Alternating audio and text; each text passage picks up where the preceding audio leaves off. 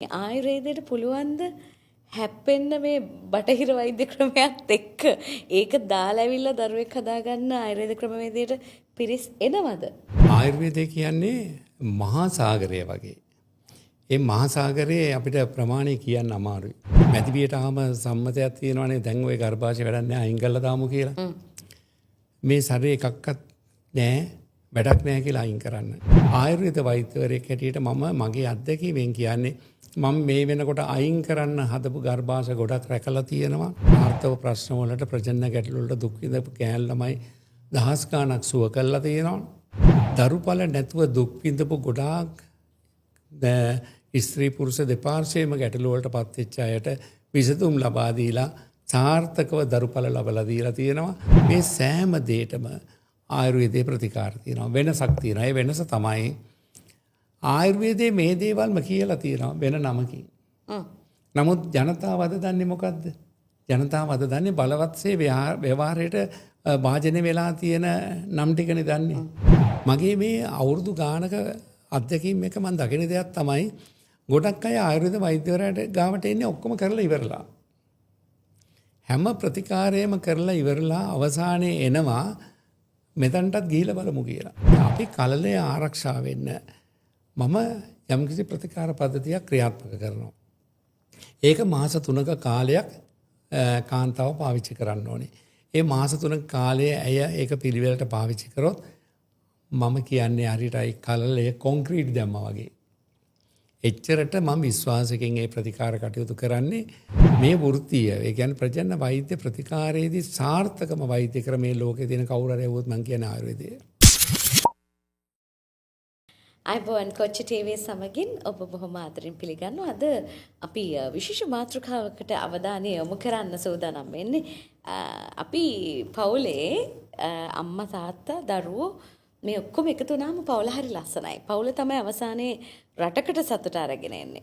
අපි ආයෙත් මේ චක්‍රයේ මුලට ගියොත් එහෙම දරුවෙක් විදිහට ඔබ ඉගෙන ගන්නවා. ඊට පස්සේ ඔබ ප්‍රේමවන්තයෙක් හොයා ගන්නවා. ඊට පස්සේ ඔබ විවාහයට අවතීර්ණ වෙනවා. ඊට පස්සේ ඔබට නැවත දරුවෙක් ලැබෙනවා.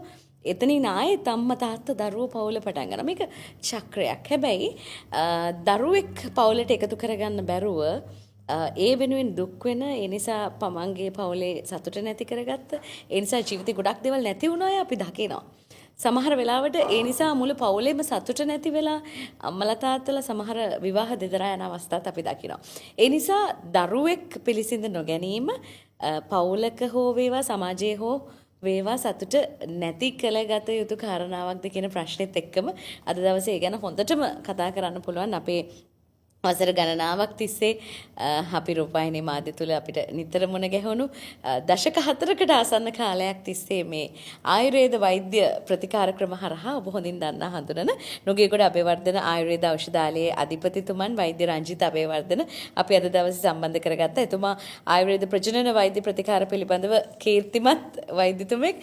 අයබෝවන්. අයිබෝවන්. ඩොක්ටර් මේ දැන් අපි දන්නවා ඩොක්ටර් මේ කාලේ ඉඳන්ම මේ ලංකාවේ අපි සංචාරක අමාත්‍යාංශයේ සහ සංචාරක ප්‍රවර්ධන කාර්යාංශයේ හිටපු කාලේ ඉඳලා ආයුර්වේද උපදේශකවරයා කාලේ ඉඳලා ඩොක්ටර් විවිධ ලෙඩ රෝග වලට ප්‍රතිකාර කරත් ඩොක්ටර් ගාවට වැඩිපුරම පිරිස් ආවේ මේ ලිංගික රෝග සහ ප්‍රජනනය සම්බන්ධයෙන් දරුවෝ නැතිවීම කියන කාරණාව, දරුවන් පිළිසිඳ නොගැනීම කියන කාරණාව. දැන් මට මෙහෙම ප්‍රශ්නයක් තියෙනවා. ඔය මොනවා කරන්නත් කලින් බටහිර වෛද්‍ය විද්‍යාව කියලා කියන්නේ මහා පතාක යෝධයෙක් වගේ අපි දකින්නේ. ඉතින් එහි විවිධ ක්‍රමවේද IUI, IVF වගේ විවිධ දේවල් අපි දකිනවා අහනවා. ඉතින් මේ ආයුර්වේදයට පුළුවන්ද හැප්පෙන්න මේ බටහිර වෛද්‍ය ක්‍රමයක් එක්ක ඒක දාලා ඇවිල්ලා දරුවෙක් හදාගන්න ආයුර්වේද ක්‍රමවේදයට පිරිස් එනවද?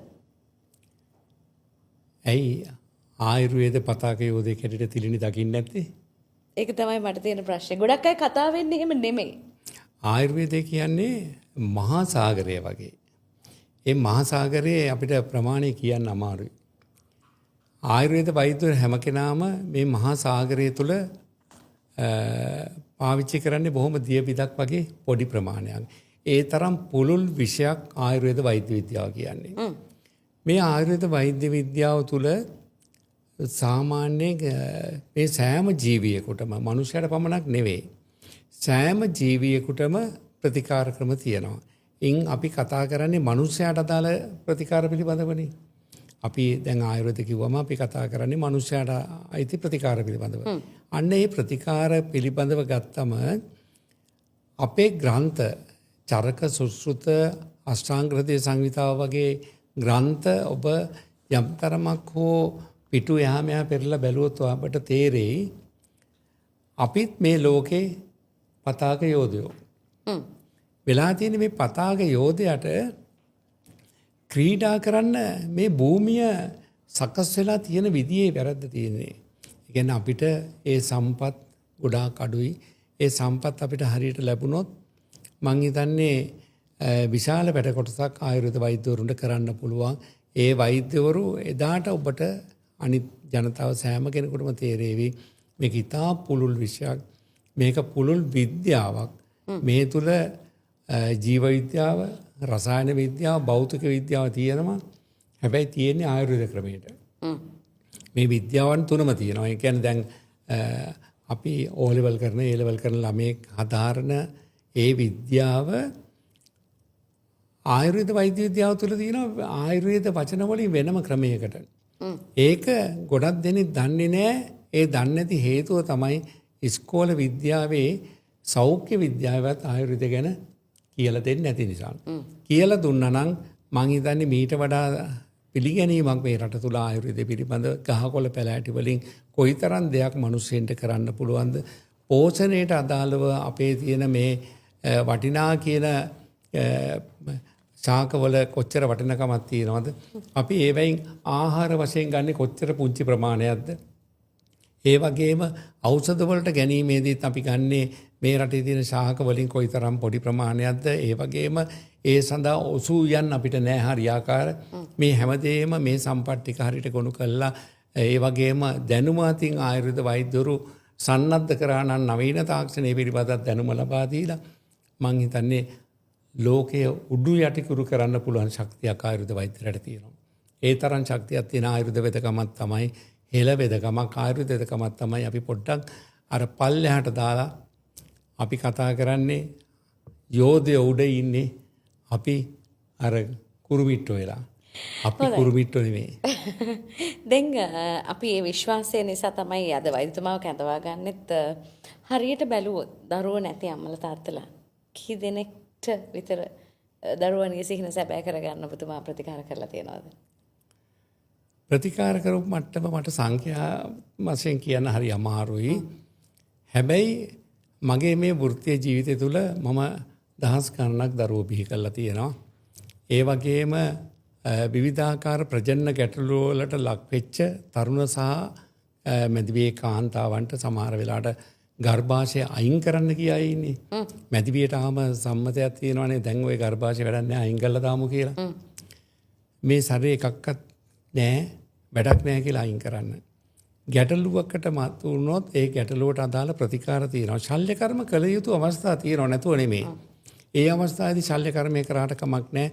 අපි සාමාන්‍යයෙන් ගත්තොත් ආයුර්වේද වෛද්‍යවරයෙක් හැටියට මම මගේ අත්දැකීමෙන් කියන්නේ මම මේ වෙනකොට අයින් කරන්න හදපු ගර්භාෂ ගොඩක් රැකලා තියෙනවා. දුක් විඳපු ගෑනු ළමයි ආර්ථව ප්‍රශ්න වලට ප්‍රජනන ගැටලු වලට දුක් විඳපු ගෑනු ළමයි දහස් ගණක් සුව කරලා තියෙනවා. ඒ වගේම දරුපල නැතුව දුක් විඳපු ගොඩාක් ස්ත්‍රී පුරුෂ දෙපාර්ශ්වයේම ගැටලු වලට පත් වෙච්ච අයට විසඳුම් ලබා දීලා සාර්ථකව දරුපල ලබලා දීලා තියෙනවා. ඒ පිළිබඳ මම මේ කතා කරන්නේ මා සමග මා ගාව ලිඛිත සාක්ෂි මගේ වෛද්‍ය ආයතනයේ මා සතුව ඇතුවයි. මම මේ සෑම දෙයක්ම කතා කරන්නේ මේ දේ ලබා දීලා තියෙන්නේ ආයුර්වේද ප්‍රතිකාර තුලින්.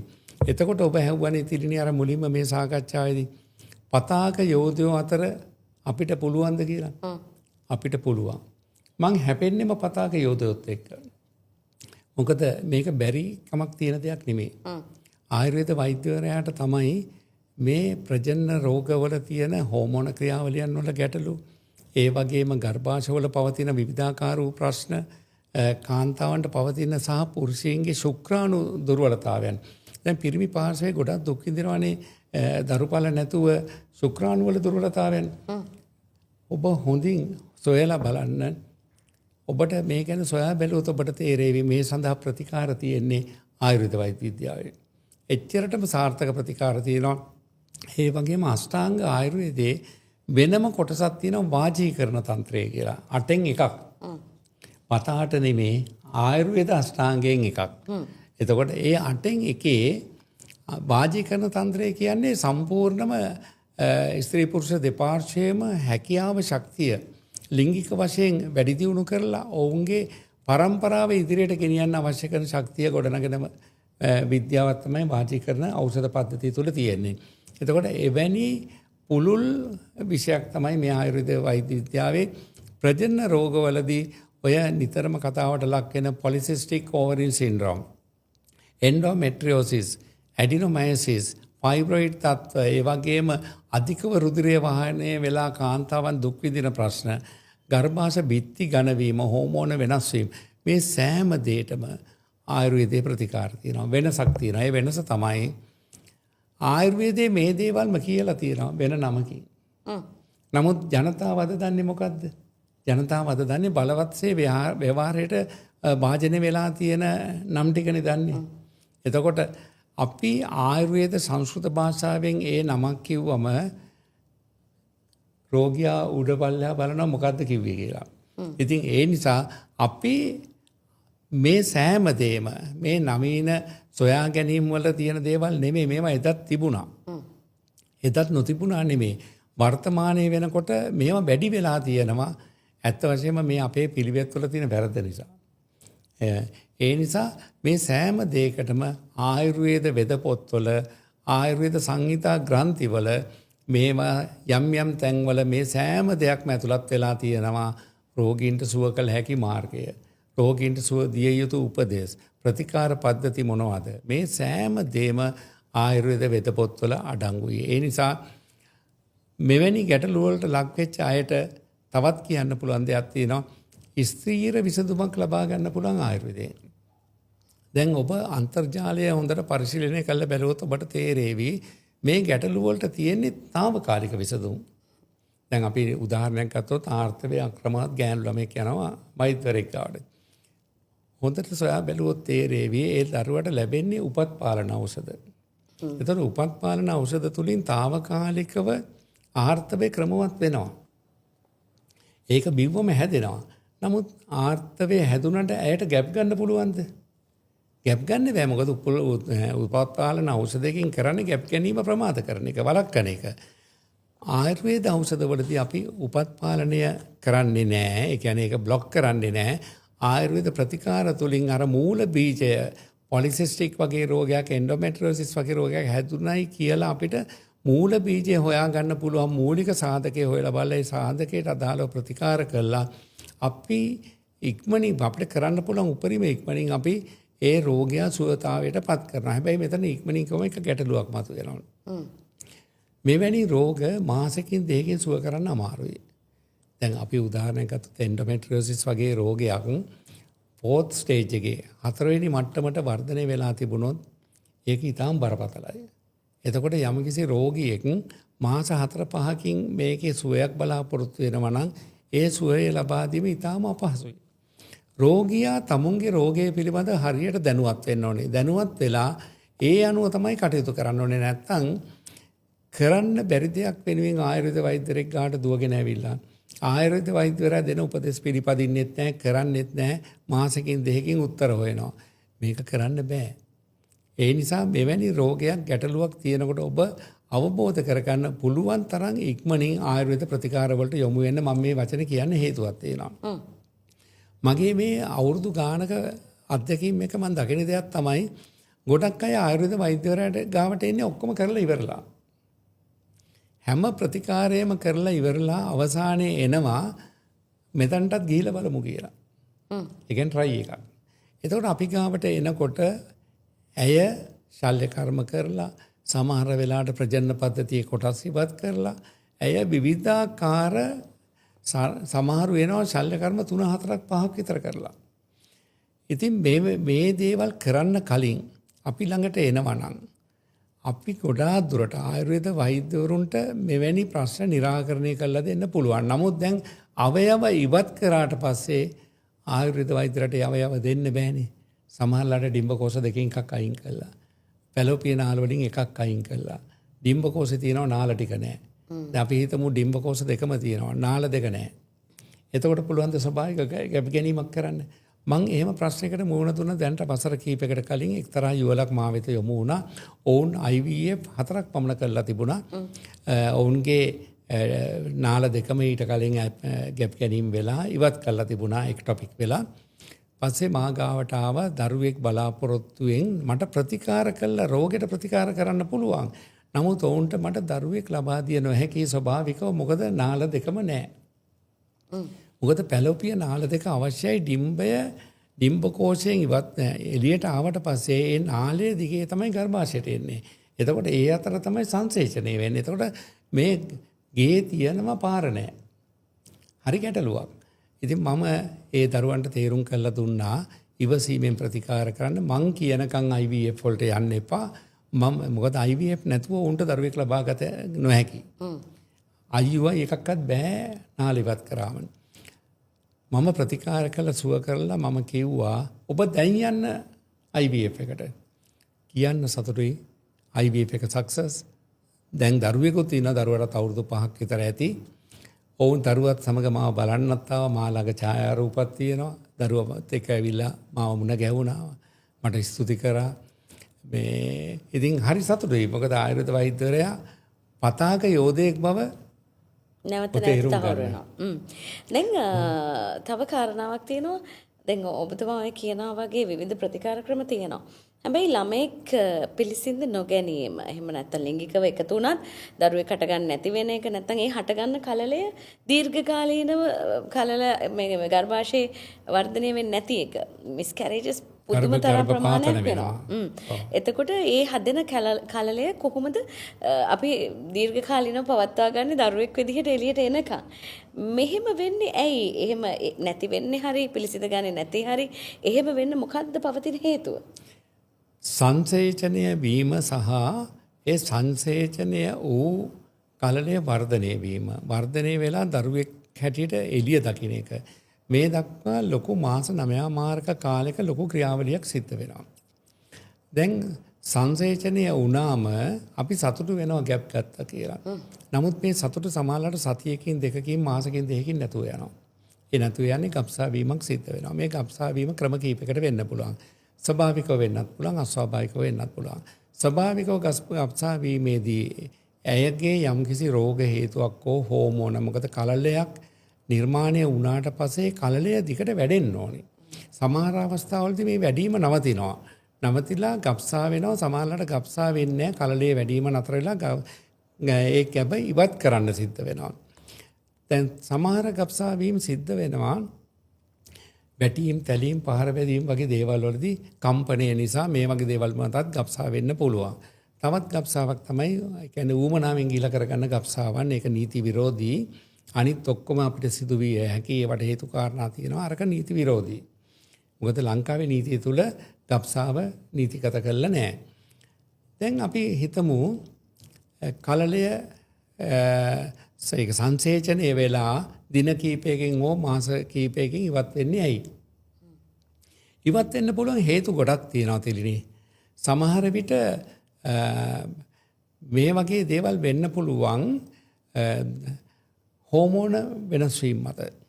දැන් පොලිසිස්ටික් ඕවරි සින්ඩ්‍රෝම් රෝගයෙන් පීඩා විඳින දරුවෙක් විවාහ වෙලා දරුවෙක් බලාපොරොත්තුෙන් කටයුතු කරනකොට ඔවුන්ට ප්‍රතිකාර මගින් කන්සිව් කරලා දුන්නත් සමහරවිට කලලය වැඩෙන්නේ නැති අවස්ථා අනන්තවත් අපි දකිනවා. අපේ වෛද්‍ය ක්‍රමේදී අපි ගාවට ආවම මම රෝගීන්ට කියන දෙයක් තමයි චුට්ටක් ඉවසන්න දරුවෝ මම මේක හදලා දෙන්නම්. කලලයක් හැදුනට වැඩක් නැහැ. කලලය දරුවෙක් වෙන්නේ නැත්තම්. මොකද කලලයක් නිර්මාණය වුණාට බෑ මේක කලලයක් දරුවෙක් වශයෙන් ලෝකේ එළිය දකින්න ඕනේ. සමහරු ඒකට කැමති නෑ. කැමති නැත්තේ ඔවුන්ට ඕනේ දඩිපිඩිය ළමයෙක් හදන්න. ඉතින් මේක ගොඩාක් අසාර්ථක වෙනවා.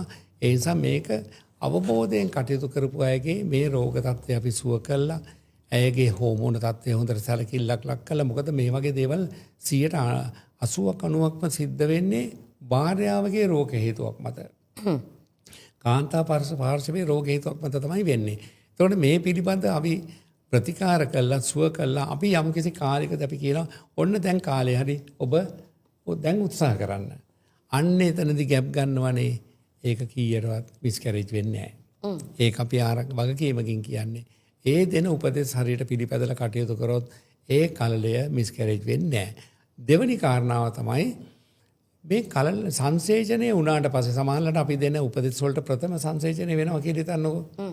ඒ වගේ වෙලාවකදී අපි කලලය ආරක්ෂා වෙන්න මම යම්කිසි ප්‍රතිකාර පද්ධතියක් ක්‍රියාත්මක කරනවා.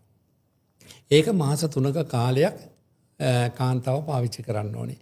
ඒ මාස 3ක කාලයේ ඇය ඒක පිළිවෙලට පාවිච්චි කරොත් මම කියන්නේ හරියටයි කලලය කොන්ක්‍රීට් දැම්මා වගේ. එච්චරට මම විශ්වාසයෙන් ඒ ප්‍රතිකාර කටයුතු කරන්නේ. එතකොට අර ගබ්සා නොවි කලලය ආරක්ෂා වෙනවා. හැබැයි මේ දේ හැමදේම වෛද්‍යරට කරන්න පුළුවන් දෙන උපදෙස් ටික දෙන ප්‍රතිකාර ටික ඔබ හරියට කරොත් පමණයි. ඔබ හරියට ඒ දේ කරේ නැතුව කටයුතු කරොත් සමහර වෙලාවට කලලය හදලා දුන්නත් සමහරට මිස්කැරේජ් වෙන්න පුළුවන්. ඔබේ වාසනාවට දරුවෝ හැදෙන්න පුළුවන්. සමහර වෙලාවට මිස්කැරේජ් වෙන්න තියෙන අවදානම වැඩි. නිසා හැමතිස්සෙම සංසේචනයට උත්සාහ කරන්න ඔබේ රෝග තත්ත්වයක් පවතිනවා නම් ඒ සඳහා නිවැරදිව ප්‍රතිකාර කළා. එතකොට ආයුර්වේද ප්‍රතිකාර තුලින් අපි ඒ කාන්තාවටත් පුරුෂයා ප්‍රශ්නේ තියෙන්නේ පුරුෂයාගේ නම් ඒක වෙනස්. ඒතර පුරුෂයාට අදාළව ප්‍රතිකාර කළා ශුක්‍රාණු ක්‍රියාවලිය වර්ධනය කළා සංසේචනය හදලා දෙනවා. නමුත් කාන්තාවගේ ප්‍රශ්නයක් තිබුණොත් මිස්කැරේජ් වෙන්න තියෙන සම්භාවිතාවය වැඩි. ඒ නිසා හැමතිස්සෙම දැන් මේ වගේ ප්‍රශ්නවලදී චෝදනා වෙන්නේ කාන්තාවටනේ.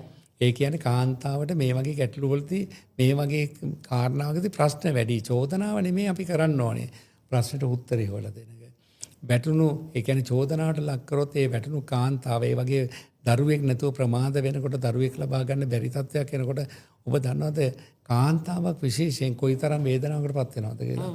මේ වගේ වෙලාවට අපි ඇයට ශක්තියක් විය යුතුයි. දැන් මේ නරඹන ඔබටත් මම කියන්නේ මේ සඳහා ආයුර්වේද සාර්ථක ප්‍රතිකාර තියෙනවා. මම වසර ගණනක මේ ගැන අත්දැකීම් එක මම ඔබට මේ ප්‍රකාශ කරන්නේ සාර්ථක ප්‍රතිකාර තියෙනවා. ඔබ උනන්දු වෙලා කටයුතු කරන්න මේ සඳහා ප්‍රජනන වෛද්‍ය ප්‍රතිකාර කරන ආයුර්වේද වෛද්‍ය තුල සේවාව තුල මේ සඳහා උත්තර තියෙනවා. දැන් ડોක්ටර් මේ සියලුම දේවල් ડોක්ටර් වෙවිලා හම්බෙන්න කතා කරන්නේ මේ අවශ්‍ය ප්‍රතිකාර ලබා ගන්න පුළුවන් ලංකාවේ ඉන්න කෙනෙක්ට නා. හැබැයි ડોක්ටර් සාමාන්‍යයෙන් පිටරට වෙලත් ඉතාම ජනප්‍රිය කෙනෙක්. ගොඩක් අය රට ඉඳලා ඇවිල්ලත් හම්බ වෙලා ගිහින් තියෙනවා. ડોක්ටර්ව හම්බෙලා Tamanට මේ අවශ්‍ය මොකද දැන් IVF IUI තාක්ෂණය හරහා ළමෙක් පිළිසිඳ ගන්න පුළුවන්කම තිබුණත් අපි පසු කාලිනව ඒ ප්‍රශ්නෙට උත්තරයක් මම බලාපොරොත්තු වෙනවා වෙනම. එතන පොඩි ගැටලුවක් තියෙනවා මේ තමන්ගේ අම්මා කෙනෙක් කිව්වහම අම්මා කියනවානේ මම මාස 9ක් ඔයාව කුසේ තියාගෙන තමයි පුතේ හැදුවේ.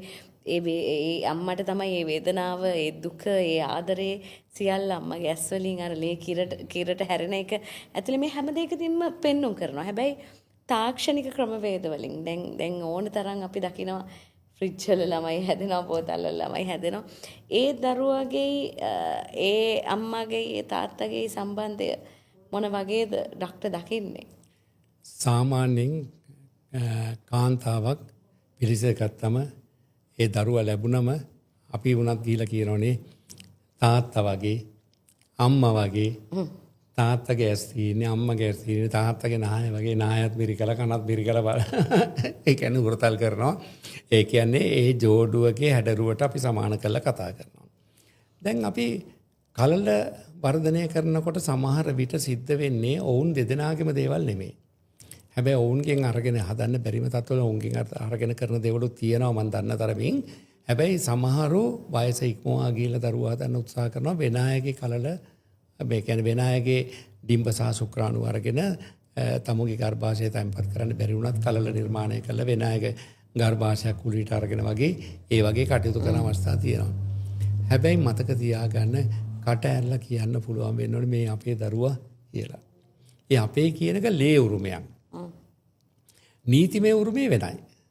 දැන් නීතිමය උරුමය කියන එක අපිට වෙන දරුවෙක් අරගෙන හදා ගන්නත් පුළුවන්. ඒක නීති අනුකූලව අරගෙන එහෙම නැත්නම් ඔය ඔබ කියපු විදිහට කලල මේ වර්ධනය කළා ඒ විදිහට කරන්න පුළුවන්. ඒක නීතිමය කටයුතු. නමුත් අපි ආසයි නේද අපේ ලේම් බියුණු දරුවෙක් දකින්න. මේ මගේ මහත්තයාගේ දරුවා කියලා ගෑනු කෙනෙක් කොච්චර ආඩම්බරෙන්ද කියන්නේ. ඉතින් ඒක හරි වටින දෙයක්. ඔබ අර ලස්සන කතාවක් කිව්වා. අම්මට තමයි ඒක දැනෙන්නේ. කුසේ වැඩෙනකොට ඇත්ත කතාව තියෙන්නේ. ඒක මව් කෙනෙකුට ලොකුවට දැනීමක් දෙන දෙයක්. කුසට දරුවෙක් ආවම ඒ දරුවා වැඩෙනකොට ඒවා අම්මට දැනෙන දේවල්. එතකොට දරුවා අතපය ගන්නකොට තාත්තට නෙමෙයි දැනෙන්නේ අම්මට. තාත්තා අත තියලා බලනවා.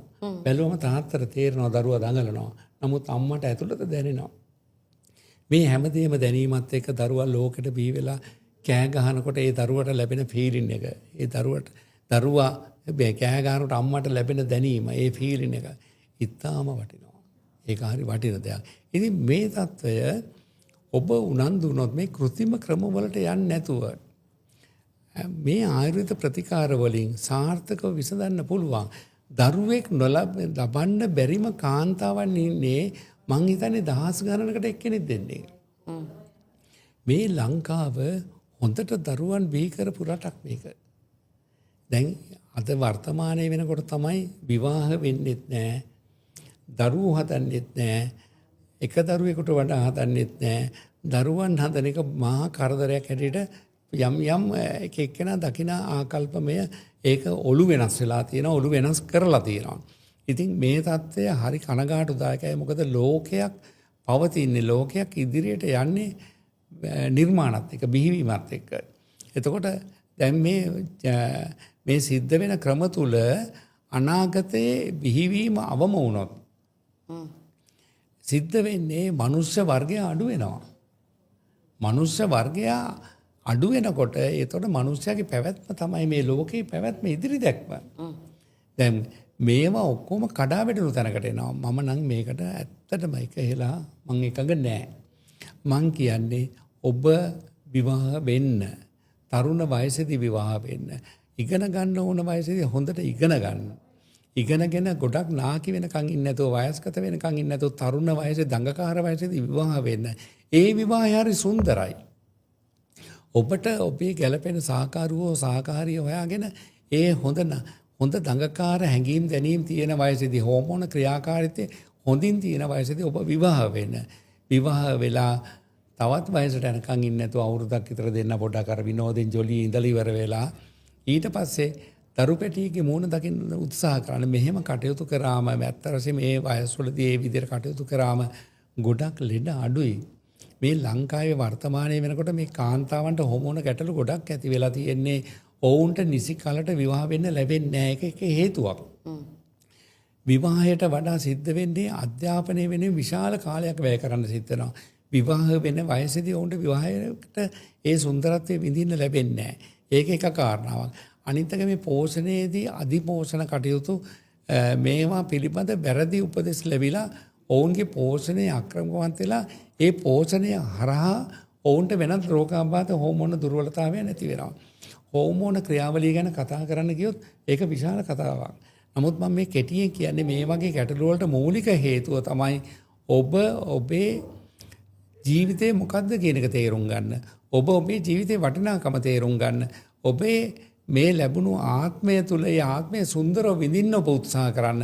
මේ උත්සාහ කළ කටයුතු කරාම ඔබට ඇත්ත වශයෙන්ම සාර්ථක ජීවිතයක්, සාර්ථක අනාගතයක් ගොඩනගා ගන්න දරු පැටව අඩුම ගානේ එක්කෙනෙක් නෙමෙයි දෙන්නේ තුන් දෙනෙක්වත් හදා ගන්න උත්සාහ කරන්න. ඔබේ ස්වාමි පුරුෂයාට දාව ඔබේ බිරිඳට ලස්සන දරු පැටව ටිකක් එකතු වුණාම මේ ලෝකයේ සුන්දරයි. ඔබේ නිවහන සුන්දර වෙනකොට ඔබේ මුළු පවුල් ඒකකයේ තුල මේ සුන්දරත්වයේ සුවඳ විහිදෙනවා. ඒ නිසා ඔබ ඒක තේරුම් අරන් කටයුතු කරන්න. කෘතිම දේනේ මේ අපි ස්වභාවික ජීවිත තුල අපි සබහාදහමත් එක්ක කටයුතු කරන්න ලස්සන ජීවිතයකට, ලස්සන අනාගතයකට ඔබට වගේ පියන ගන්න පුළුවන්. හොඳයි. අර අවසාන ප්‍රශ්නේ මම කලින් අහන්න ගිහිල්ලා නතර කරපු ප්‍රශ්නේ පිටරට ඉන්න කෙනෙක්ට පුළුවන්ද මේ ප්‍රතිකාර ක්‍රම වෛද්‍යතුමාගෙන් අහලා දැනගෙන ඒ බෙහෙත් ගෙන්වාගෙන ඒ දේවල් වලට යොමු වෙන්න බලාපොරොත්තුවක් හරි තියාගන්න පුළුවන්. මොකද සමහර ලාවට අපි ඉන්නේ වෙන රටක අපිට බලාපොරොත්තු තියාගෙන තාක්ෂණික දියුණුව තියනවා වෙන්න පුළුවන්. හැබැයි තමන්ගෙම ලේයින් අර ડોක්ටර් කිව්වා වගේ දරුවෙක් හදා ගන්න ඕන. ඒ හැකියාව කොහොමද ලැබෙන්නේ කියලා මම අහන්න කැමතියි. මෙහෙමයි තිරිණි. මේ වෙනකොටත් මම ප්‍රතිකාර කරලා ලැබුණු දරුවන් ලෝකේ රටවල් ගණනාවක ඉන්නවා. ජපානයේ ඉන්නවද? නවසීලන්තයේ, ඕස්ට්‍රේලියාවේ, ඇමරිකාවේ, එතකොට දෝහා කටා ඒ වගේ ගොඩක් රටවල් වල මට දැන් නම් වශයෙන් සමහර රටවල් මතකත් නැහැ. රටවල් ගණනාවක මගේ ප්‍රතිකාර වලින් ලොවට බිහි වුණු දරුවන් ඉන්නවා. එතකොට ඒ දරුවන් අද මේ වෙනකොට සමහර ළමයි ඉන්න උස්මහත් වෙලා අද ඒ ළමයින්ගේ නමට ව්‍යාපාර පවා තියෙනවා. හැබැයි ඔවුන් අදටත් මට කතා කරනවා මගේ Facebook එකේ දෙයක් දැක්කොත් කමෙන්ට් එකක් දානවා. ඒ වගේ දේවල් මේ අදටත් ඒ සම්බන්ධතාවයන් මාත් එක්ක තියෙනවා. දැන් මේක දැන් ගොඩක් අයට ප්‍රශ්නයක් පිට රටවල් වලට ප්‍රතිකාර දැන් සමහර රටවල් වල පවතින නීතිත් එක්ක යම් යම් ගැටලුකාරී තැන් තියෙනවා. හැබැයි අපි රජයේ ලියාපදිංචි වෛද්‍යවරයෙක්. එතකොට මම ලියාපදිංචි වෛද්‍යවරයෙක් හැටියට මගේ ඖෂධ විදේශයන්ට ගෙන්වා ගැනීමට හැකියාව තියෙනවා. ඒක ඔවුනොත් ඔවුන්ගේ හරියට ලිපි ලේඛන මට ඉදිරිපත් කරනවා නම් මම මගේ පැත්තෙනුත් මගේ අවශ්‍ය කරන ඩොකියුමන්ට් ටික මම හරියට ඉදිරිපත් කරනවා. ඖෂධවල කිසිම රටකට අහිතකර වෙන කිසි දෙයක් නැහැ. ඒව පාවිච්චි කරලා සාර්ථකව දරු පැටව ලබන්න පුළුවන්. ඒ නිසා ඔබ විදේශගතව ඉන්නවා නම් මාව අමතන්න. එතකොට ඒකට ඕන කරන මාර්ගය මම කියලා දෙනවා මේ විදිහට කටයුතු කරන්න කියලා. ඒ කටයුතු කරාම අපිට ඒක සාර්ථකව විස්තර ගන්න පුළුවන්. සමහර මේ පහුගිය සතියේ දවසක පිටරටක ඉඳන් මාව මුණ ගැහෙන්න ආවා. ඔවුන් කලින් කතා කරලා නිවාඩුවක් දාලා ලංකාවට ඇවිල්ලා ප්‍රතිකාර ටික අරගෙන ගියා. ඒ වගේ මේ ළඟදිත් ඉතාලියේ මට තව අමතක වෙච්ච රටක්. ඉතාලියේදීත් දරුවෙක් බිහි වෙලා දැන් අවුරුදු 2කමාරක් වෙනවා ඒ දරුවා. මේ ළඟදී ළමයා හම්බුනේ ඉතාලියේදී. ඒ දෙන්න ආවා මේ ළඟදී මාව බලන්න. ඇවිල්ලා මාව මුණ ගැහිලා කතා කරලා දරුවත් එක්ක ඇවිල්ලා දරුවට අවුරුදු 2කමාරක් දැන්.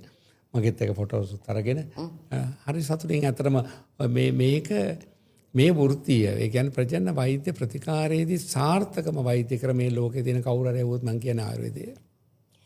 හොඳයි. ඉතින් ඔබත් දරුවෙක් නැතිකම නිසා පීඩාවට පත්වෙච්ච කෙනෙක් නම් පීඩා වෙලා ඉන්න කෙනෙක් නම් දුක් විඳින කෙනෙක් නම් ඔබට බාහිර පාර්ශ්ව වලින් එළවෙන බලපෑම වැඩි නම් ඔබ තවදුරටත් ඒ ගැන දුක් විය යුතු නැහැ. මෙතුමා දශක 4ක් තිස්සේ මේ සේවාව මේ සමාජයට කරන ලංකාවේ බොහොම ආදරණීය ආයුර්වේද ප්‍රජනන වෛද්‍ය ප්‍රතිකාර පිළිබඳව කීර්තිමත් වෛද්‍යවරයෙක්. ඉතින් අපි ඔබට යෝජනා කරනවා ඔබ එහෙම ගැටලුවක ඉන්න කෙනෙක් නම් ඔබට පුළුවන් එතුමාව පැමිණ මුණ ගැහෙන්න පුළුවන්කම තියෙනවා. නුගේගොඩ අබේවර්ධන ආයුර්වේද ඖෂධාලයේ අධිපතිතුමන් විදිහට එතුමා නුගේගොඩ පෝස්ට් ඔෆිස් එකත් එක්කම තියෙන පාරේ ස්ටැන්ලි තිලකරත්න මාවතේ නොම්බර 38 A ස්ටැන්ලි තිලකරත්න මාවත නුගේගොඩ කියන ලිපිනය ඒ පාරේ උඩටම ගියාම තියෙන ආයුර්වේද මධ්‍යස්ථානය තමයි ඔබ එතනට යන්න පුළුවන් ඔබට. ඒ වගේම ඔබට දුරකථන ඇමතුමක් දෙන්න 074 144 31 46 074 144 31 දුරකථන අංකයට කතා කරන්න සහ WhatsApp හරහා ඔබට පුළුවන් ඔබ වෙන රටක ඉන්න කෙනෙක් නම් එතුමාව සම්බන්ධ කරගන්න. ඉතින් අද දවසේ අපිත් එක්ක කතා බහ කරන්න නුගේගොඩ අබේවර්ධන ආයුර්වේද ඖෂධාලයේ අධිපතිතුමන්. ඉතින් වසර ගණනාවක් තිස්සේ වෛද්‍යතුමන් මේ පිළිබඳව කටයුතු කරනවා සහ විවිධ තනතුරු තානාන්තර දරපු කෙනෙක් අපි හොඳටම දන්නවා. බොහොම ස්තුතියි අද දවසේ මගේ ආරාධනාව පිළිගෙන මේ ස්ථානයට ආවට. ඉතින් එතුමන්ට ආයුබෝවන් කියලා සමු දෙනවා. ඒ වගේම තවත් දරුවන් බිහි කරන්න මේ සමාජයේ බලාපොරොත්තු වෙන අම්මලට තාත්තලට හයියක් වෙන්න ડોක්ටර් ශක්තිය ලැබේවා කියලා ප්‍රාර්ථනා කරනවා. බොහොම ස්තුතියි. හරි. ඉතින් මේ වගේම ඔබ ආදරය කරන තවත් වැඩසටහනකින් අපි ලබන සතියේ ඔබව මුණ ගැහෙන බලාපොරොත්තු වෙන අදට ඔබෙන් සමු ගන්නවා.